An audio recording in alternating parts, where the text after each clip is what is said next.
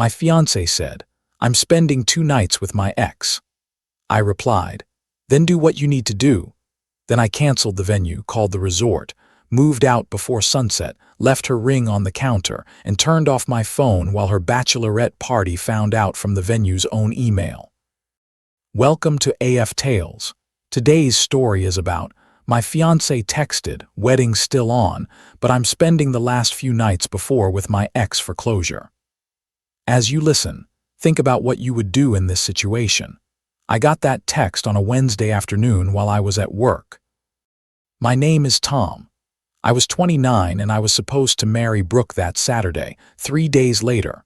Everything was booked. The venue, the flowers, the catering, the honeymoon in Hawaii. We were at the point where there should have been nothing left to decide. Her full message said she wanted to be transparent. Derek had reached out. They had been talking. He was having a rough time because of his dad's cancer diagnosis and needed support. She said she was going to spend Thursday and Friday night at his place for closure before our big day. Then she added the line that made it even stranger. "Nothing will happen, I promise. The wedding's still on." Derek was her ex of 4 years. When Brooke and I started dating, she told me that chapter was closed, completely closed. No loose ends, no feelings left, no reason to worry. I read the message 3 times. Then I typed back, "Do what you need to do." She answered right away. She thanked me for being so mature and secure. She said this was why she was marrying me. She said she could not wait to be my wife on Saturday. That part tells you a lot. She did not hear calm. She heard permission. I sat there staring at my screen for about 5 minutes. Then I picked up my phone and started making calls. First, I called the venue. I gave them my name and wedding date and told them to cancel everything. The coordinator sounded shocked. She reminded me I would lose my deposit. I told her I understood. I wanted the venue, the catering, the flowers, the DJ, all of it canceled immediately. Then I called the honeymoon resort and canceled that too. I lost another deposit. I did not care. Then I called my best man, Jordan. I told him the wedding was off and asked him to let the groomsmen know. He asked what happened, so I forwarded Brooke's text. He went quiet for a moment and then just said, "She really thought you'd be fine with that." By 6 that evening, everything under my name was done. After work, I went back to the apartment Brooke and I shared and moved out my things while she was gone. I took only what belonged to me. I left her engagement ring on the kitchen counter with a sticky note that said, "For closure." That may sound cold, but sometimes the cleanest message is the shortest one. The timing worked out in a strange way. Brooke's bachelorette party was that night. Her maid of honor, Gretchen, worked at our venue as an events assistant. She was off that evening, but I knew someone at work would see the cancellation come through and mention it. Brooke had also insisted on being copied on all vendor emails because she liked to stay organized, so I had a feeling the news would reach her fast. I turned off my phone and went to Jordan's place. The first explosion started at 9:23 p.m. That is when Brooke got the automated cancellation email. Jordan was the one watching the fallout because I had already blocked almost everyone connected to her. He showed me social media posts from the party. The bridal group had been smiling in matching shirts on a rooftop bar just minutes earlier. Then, suddenly, Gretchen posted another story asking if anyone knew where I was.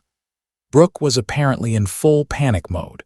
The text started hitting Jordan's phone a few minutes later. Gretchen asked if I was with him and said Brooke was freaking out. Jordan answered, "Ask Brooke about Derek."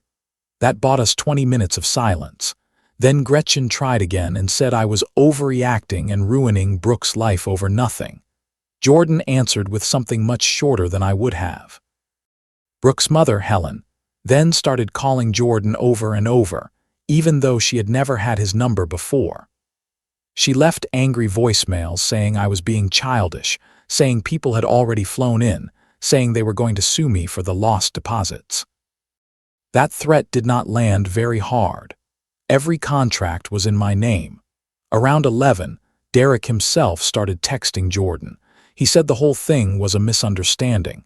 He claimed Brooke was only trying to be nice because his dad was sick. He asked if I was really throwing away everything over 2 nights. Jordan sent back the only reply that mattered. He said, in effect, "You told the groom that his bride was spending the last 2 nights before the wedding at your apartment. What outcome were you expecting?" There are moments in life when people reveal they live in a completely different version of reality. This was one of those moments. The strangest part came from a video Brooke's cousin posted from the bachelorette party aftermath. Brooke was crying on a bathroom floor in her bride-to-be tiara while her friends tried to calm her down. Somebody in the background said maybe Derek could help, and Brooke snapped that Derek was why this was happening. That was the first honest sentence in the whole mess. The next morning, Brooke escalated. At 3 in the morning, she posted publicly that our wedding had been postponed because I was having a mental health crisis. She said I was dealing with severe anxiety and paranoia and making false accusations about her. She asked people to pray for me and said she was committed to standing by me through this difficult time. That was the moment I stopped staying quiet. I made one public post, just one. I uploaded a screenshot of her original message and wrote that there was no mental health crisis and no paranoia. I said Brooke had informed me that she planned to spend the 2 nights before our wedding with her ex-boyfriend, so I canceled the wedding. Then I added one more detail. Derek's dad was not in the hospital. He had posted pictures from a golf tournament the day before. Once that was out there, the story could no longer be controlled. By Thursday afternoon, Brooke came to Jordan's apartment with backup. Brooke, her mother Helen, her father Roger, Gretchen, and Derek. Yes, they actually brought Derek with them. Jordan's Ring camera recorded the whole thing. Helen started by demanding I come to the door and discuss this like adults. Roger tried to sound firm and reasonable at the same time. Brooke begged. Derek tried the man-to-man approach. Jordan answered through the speaker and asked the question nobody there seemed ready for. Did they seriously bring the guy Brooke planned to spend 2 nights with in order to convince me to take her back? There was a silence after that. Then Brooke said she had only needed to make sure there were no unresolved feelings before getting married. Jordan asked the obvious follow-up. Were there unresolved feelings? She paused too long. Then she said that was irrelevant. It was not irrelevant. It was the whole case. This is where many people still try to explain things away. They call it confusion, closure, stress, bad timing. But some actions are clear enough on their own. Roger then switched to practical pressure. He said we had 150 guests coming and the rehearsal dinner was the next day. As if the size of the audience changed the meaning of what Brooke had planned. Derek tried to speak again, and Jordan shut that down too. Finally, Gretchen said maybe they should leave. That is when Brooke dropped the last piece of the mask. She started yelling that I did not get to humiliate her like this. Then she said I would regret it for the rest of my life. Then she said she was doing me a favor by marrying me. A favor. That line explained more than anything else. Security eventually removed them from the building. Later that night, Brooke posted from Derek's couch with wine glasses in view and a caption about the universe showing you where you are meant to be. So much for closure. Friday morning, the country club where our rehearsal dinner was booked called me. Brooke and Helen were there demanding that the dinner still happen even though I had canceled it. The manager told me Brooke wanted them to charge my card for a new reservation she planned to make on the spot. I declined. I could hear shouting in the background. An hour later, Roger called me from another number because I had blocked his main one. He asked if this was really what I wanted. I told him I wanted nothing. I was simply living my life. He said I was destroying Brooke's life over a text about 2 nights.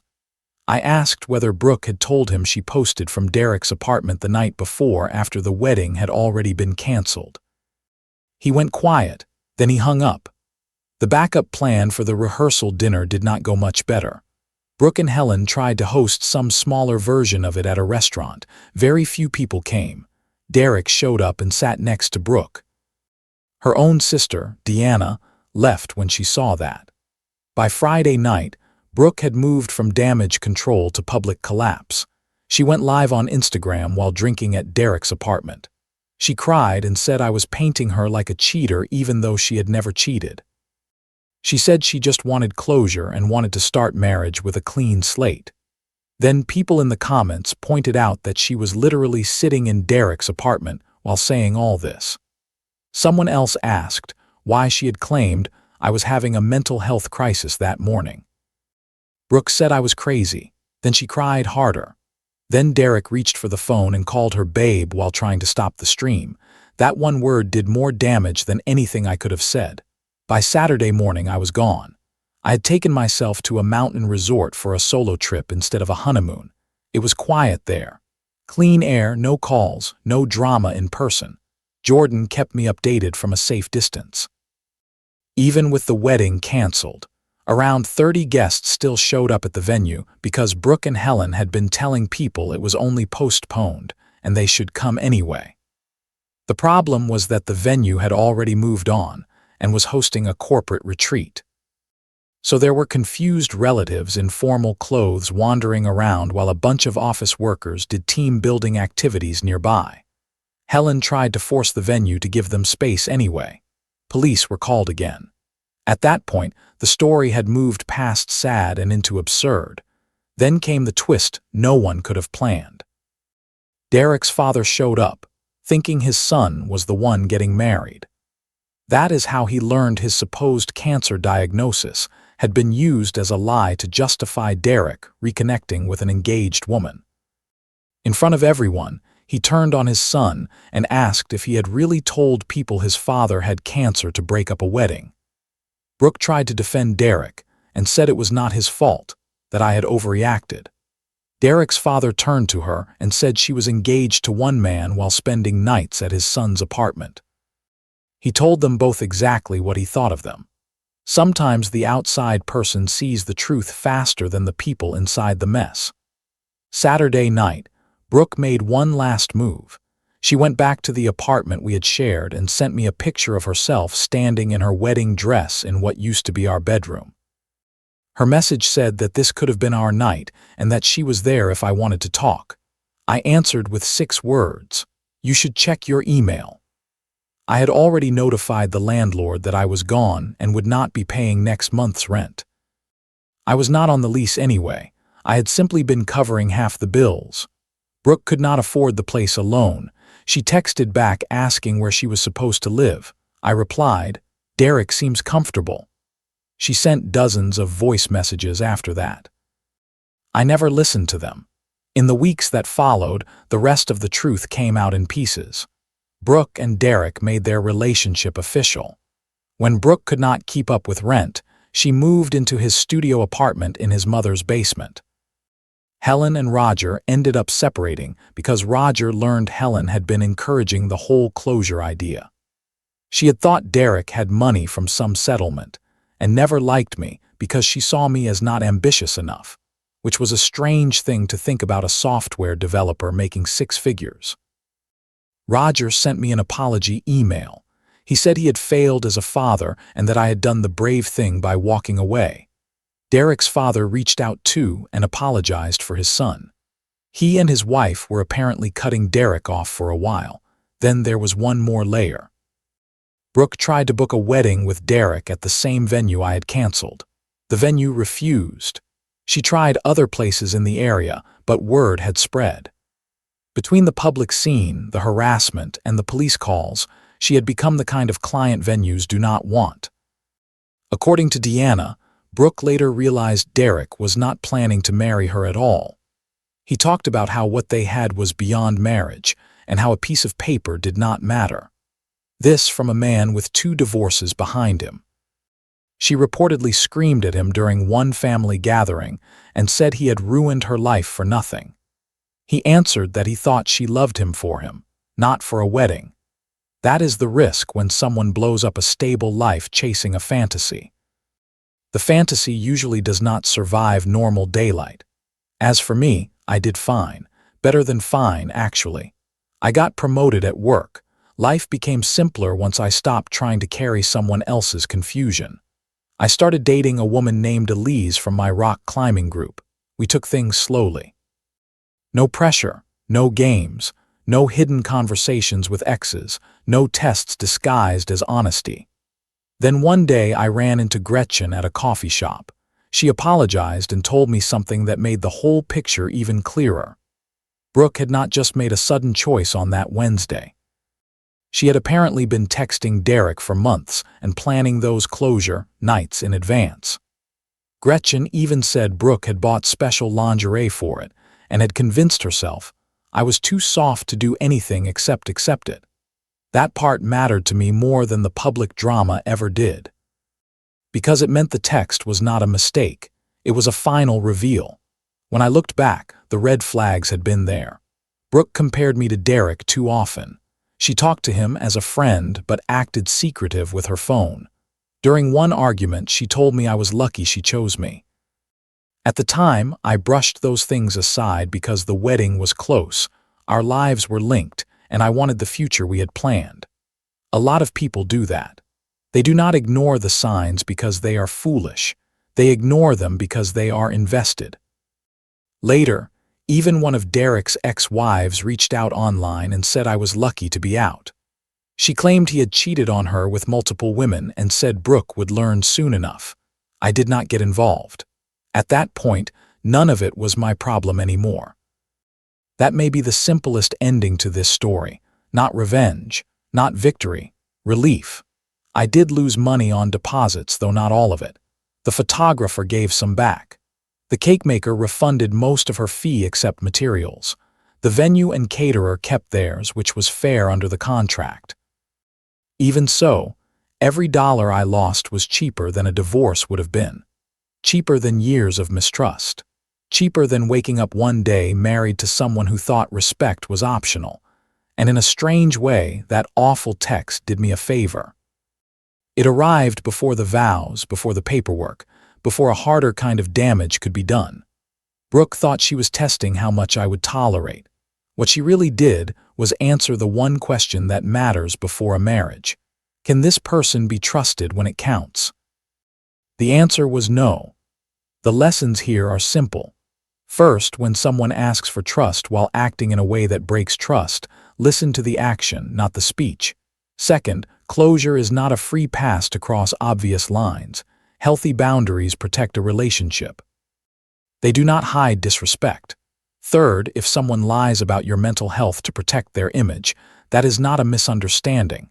That is manipulation. Fourth, a wedding being close is never a reason to ignore a major red flag.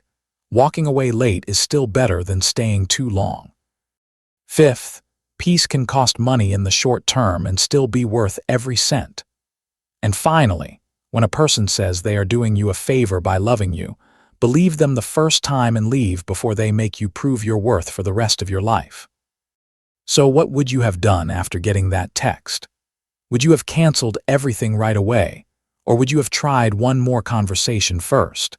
And have you ever seen someone use words like honesty, closure, or support to cover a choice that was clearly wrong?